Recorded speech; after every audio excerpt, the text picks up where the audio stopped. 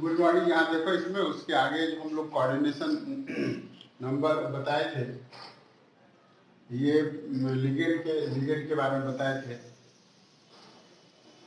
और इसमें इसके बाद इसके आगे बोल रहे थे बताएंगे। तो यहाँ देखो इसमें भी कह रहे हैं bonding in coordination compound. Coordination compound में किस तरह का बॉन्डिंग होता है, ये देख लो। इसमें कह रहे हैं बर्नर एक वैज्ञानिक का नाम है, उसने बहुत बड़ा इस कॉम्प्लेक्स कंपाउंड के लिए बहुत बड़ा थ्योरी दिया था, जिस थ्योरी के आधार पर हम लोग कॉम्प्लेक्स कंपाउंड का हाइब्रिडाइजेशन भी आसानी से निकाल सकते हैं। तो कह रहे हैं देखो, Werner's theory was the first successful attempt to account for the nature of bonding in coordination compound। coordination compound के नेचर के बॉन्डिंग के बारे में, इसके स्ट्रक्चर के बारे में, इसके हाइब्रिडाइजेशन के बारे में बर्नर ने कुछ थ्योरी दिया था।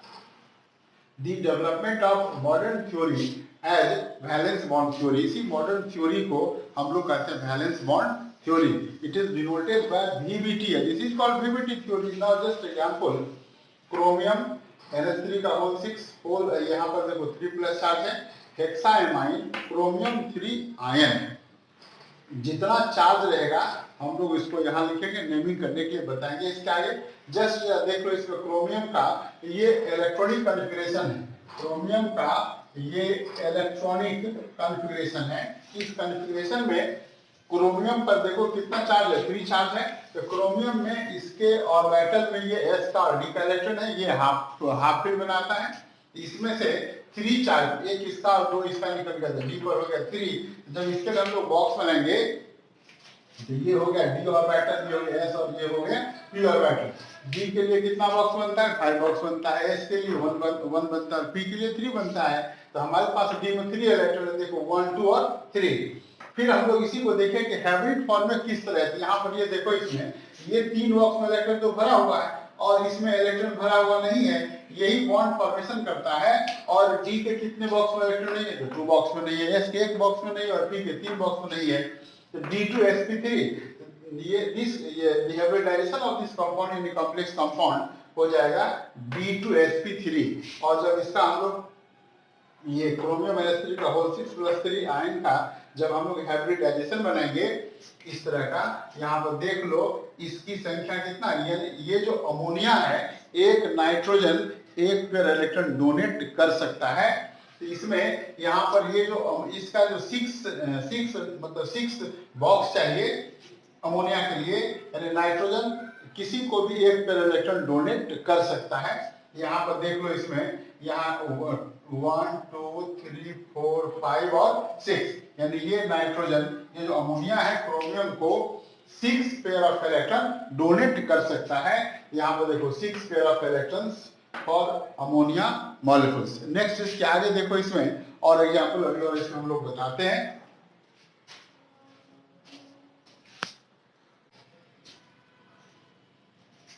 ये देखो, इसमें ये है हेक्साफ्लोरोकोबाल्ट 3 आयन, ये कोबाल्ट है, F की संख्या से इसीलिए हो गया हेक्सा कोबाल्ट, और इसको हम लोग निकालते हैं। ये कहलाता है 3 आयन, ये इसका ऑक्सीडेशन नंबर है।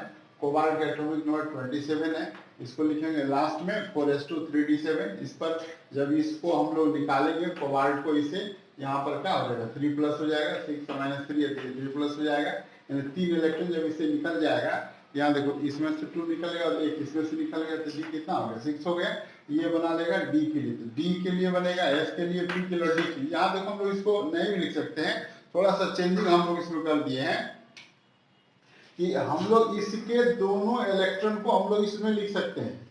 तो यहाँ पर कितना हो जाएगा, D2 हो जाएगा, जिसके बदले हम लोग इसको छोड़ दिए d ऑर्बिटल को। जब d ऑर्बिटल को छोड़ दिए हैं तो हमारे पास देखो कितना है, F के पास 6 यानी 12 इलेक्ट्रॉन है। यहाँ पर 12 इलेक्ट्रॉन के लिए 6 बॉक्स चाहिए। यदि हम लोग 2 इधर देंगे तो D को छोड़ देंगे, नहीं तो हम लोग देखो S के लिए 1 बॉक्स हो गया, यहाँ पर देखो 3 और इसका हो गया 2, 3 2 5 1 6 हो गए। यहाँ दिखता है कि हाइब्रिड जब ये बॉन्ड फॉर्मेशन करेगा, कॉम्प्लेक्स फॉर्मेशन करेगा, S में जाएगा 2 इलेक्ट्रॉन, ये P में जाएगा और चला जाएगा D में, तो 1 2 3 4 5 और 6, यानी F के पास 6 F है, एक F 2 इलेक्ट्रॉन देता है, इसलिए कितना 12 इलेक्ट्रॉन चाहिए, और ये बना लिया और इसका हाइब्रिडाइजेशन हो गया sp3d। यहाँ देखो लिखा हुआ sp3d।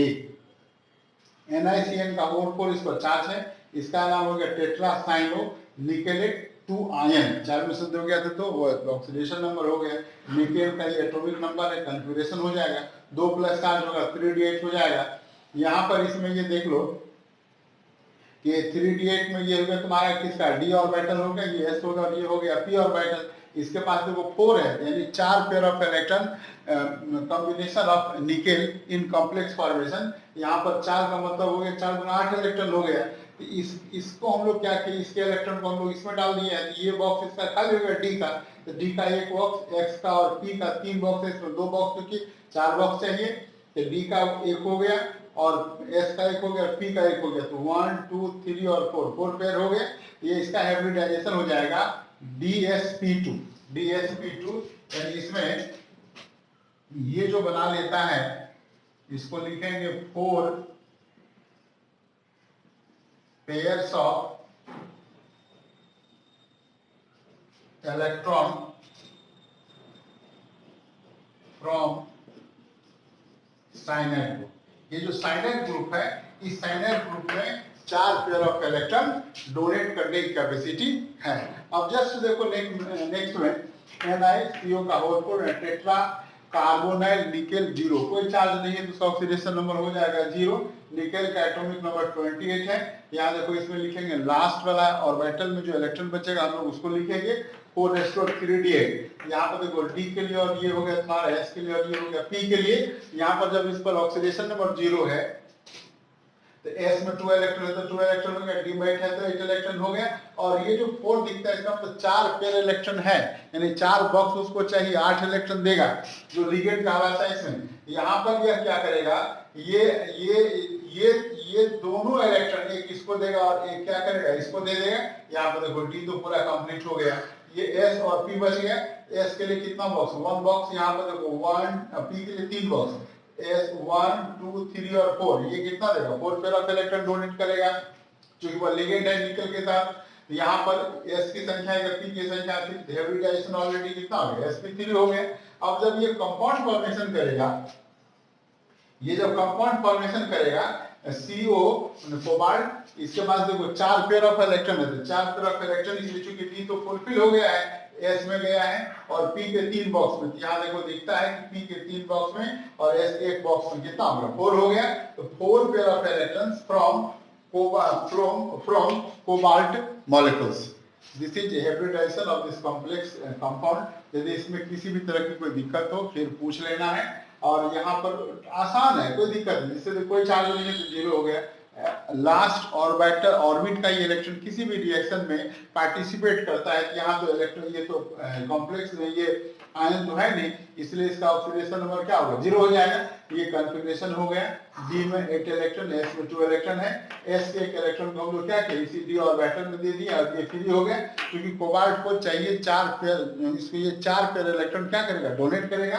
4 पेयर का मतलब हो गया 8 इलेक्ट्रॉन हो गया, S के लिए एक बॉक्स और P के लिए 3 बॉक्स, 1 2 3 और 4 हो गया। और इसी चारों बॉक्स में ये कोबाल्ट अपना इलेक्ट्रॉन देके लिगेंड का काम किया है जो निकेल के साथ बॉन्ड बनाता है। और यहाँ देखो लिख दिया 4 pair of electrons from cobalt molecules. Next आगे देखो इसमें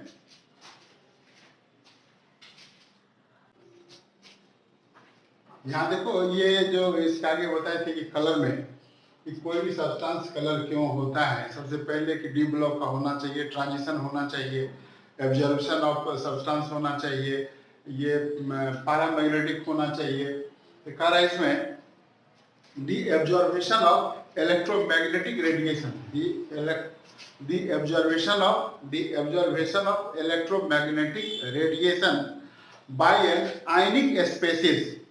The observation of electromagnetic radiation by an ionic species substance he colored हो सकता है। और सिंपल वे में हम लोग ये कह सकते हैं due to DD transition that substance will be colored। Now here ये देखो कलर में the substance words जो सिंपल वर्ड्स है इंट्रा DD transition, यहाँ देखो इसमें लिखा हुआ DD transition occurs account for the color complex ion and their compounds are. ये देखो इसमें कंपाउंड्स है, यदि ये कंपाउंड होगा तो वायलेट कलर होगा, ये कंपाउंड होगा तो ब्लू ग्रीन हो जाएगा, यदि ये कंपाउंड होगा तो यहाँ पर येलो कलर हो जाएगा, यदि ये कंपाउंड होगा तो ये पर्पल कलर हो जाएगा। अब देखो इसमें कुछ है, ये देखो पारामैग्नेटिक सब्सटेंस, यहाँ देखो दिखता है कि पारामैग्नेटिक सब्सटेंस क्या होता है। ए सब्सटेंस कंटेनिंग